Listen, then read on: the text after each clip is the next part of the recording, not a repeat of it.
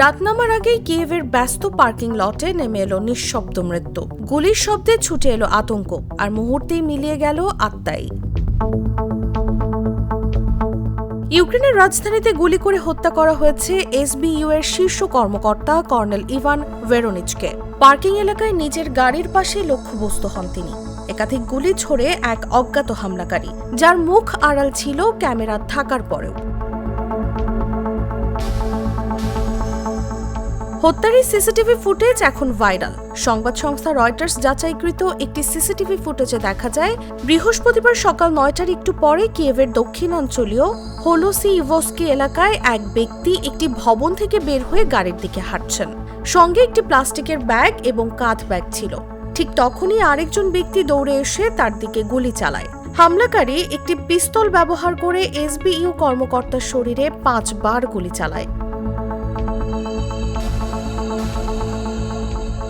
SBU বলছে তদন্ত চলছে, তবে অনেকের ধারণা এটা নিছক হত্যাকাণ্ড নয়, বরং হতে পারে গোপন অপারেশনের প্রতিশোধ। কারণ কর্নেল ইভান যুক্ত ছিলেন রাশিয়ার অভ্যন্তরে গুপ্ত অভিযান ও টার্গেট কিলিংয়ে।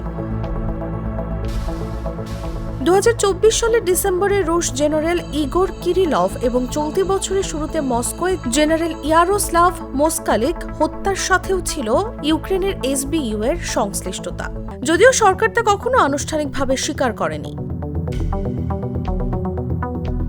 কিয়েভ এখন টানটান উত্তেজনায়। অপরাধীর হদিস পেতে চলছে চুলচেরা তদন্ত। আত্মার ছায় কি ভেদ করতে পারবে ইউক্রেনের গোয়েন্দা বাহিনী?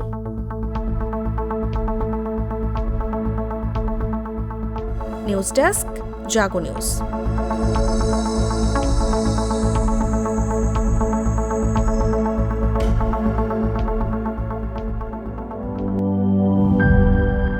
বান্ডেল থাকলে প্রতি সেনমানিতে টাকা বাঁচবে।